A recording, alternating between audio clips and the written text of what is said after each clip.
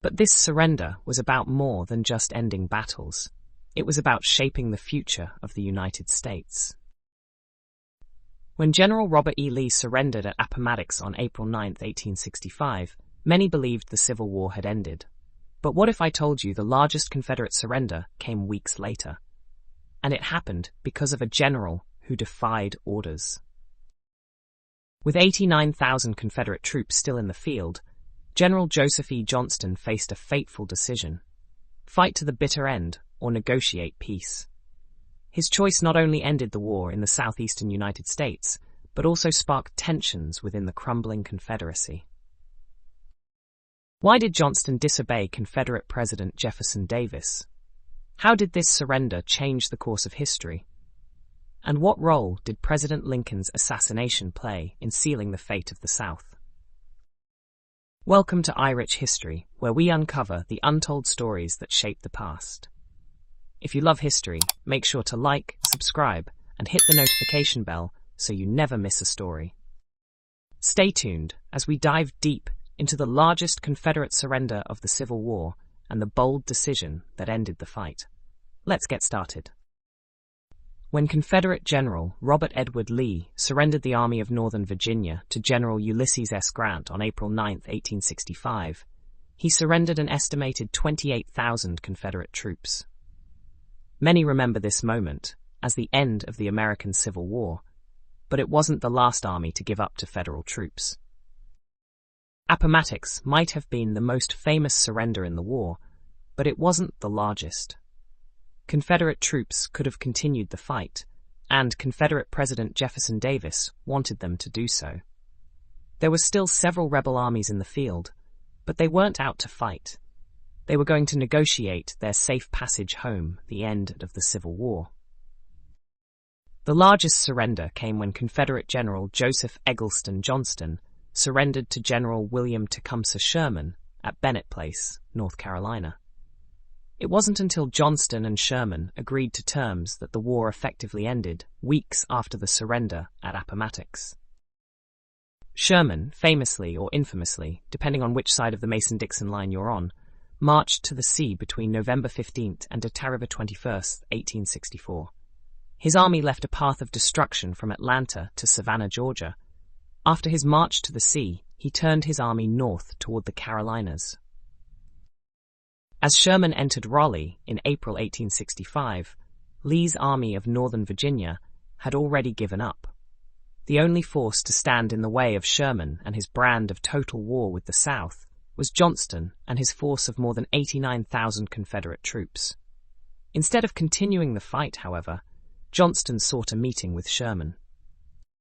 The two sides met at a farm owned by James and Nancy Bennett to negotiate terms of surrender on April 17, 1865.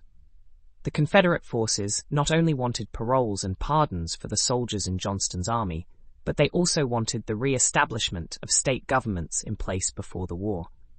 Sherman agreed initially, but he received a telegraph informing him of the assassination of President Abraham Lincoln 2 days earlier. Lincoln wanted a more sympathetic and compassionate resolution to the war. He wanted to pardon all Confederate troops, protect the private property of Southern landowners, and allow the state's autonomy in rebuilding and rejoining the Union. With Lincoln dead, the North was out for justice. U.S. Secretary of War Edwin Stanton and Lincoln's cabinet rejected the agreed terms of surrender and ordered Sherman to renegotiate on military terms only. Johnston met with Davis in Goldsboro, North Carolina, where Davis ordered Johnston to escape from North Carolina with his cavalry and reject the negotiations. Johnston disobeyed Davis's orders, telling the Confederate president that the people of the South were tired of war, considered themselves defeated, and that his army was deserting en masse. Johnston met with Sherman once more on April 26, 1865. The two sides came to agree to essentially the same terms Grant and Lee agreed to at Appomattox Courthouse. More than 89,000 Confederate soldiers were allowed to return to their homes and were given 10 days' rations. With the end of the Civil War in the southeastern United States, Sherman began distributing food to Southern civilians. Substantial Confederate armies were still in the field, but none was as large or essential to continuing the rebellion as Johnston's. Davis considered the surrender an act of treachery, even as Johnston was held by Union forces until May 2nd. Johnston never forgot Sherman's generosity in the surrender agreement, and the two became close friends for the rest of their lives. In the final weeks of the Civil War, one decision changed everything. When General Joseph E. Johnston defied Confederate President Jefferson Davis and surrendered to General William Tecumseh Sherman on April 26, 1865, he sealed the fate of the Confederacy. More than 89,000 Confederate troops laid down their arms, marking the largest surrender of the war and ensuring that the conflict would not drag on into a devastating guerrilla war. But this surrender was about more than just ending battles. It was about shaping the future of the United States. Lincoln had envisioned a compassionate reconciliation, one that would allow the South to rebuild and rejoin the Union. Despite his tragic assassination, the political decisions made in this era laid the foundation for a stronger, more unified America. The lessons from this moment still echo in politics and government today. Johnston's defiance of blind loyalty to leadership in favor of realistic governance reminds us that sometimes true leadership means knowing when to stop fighting. His surrender helped heal a fractured nation, paving the way for Reconstruction, civil rights advancements, and the America we know today.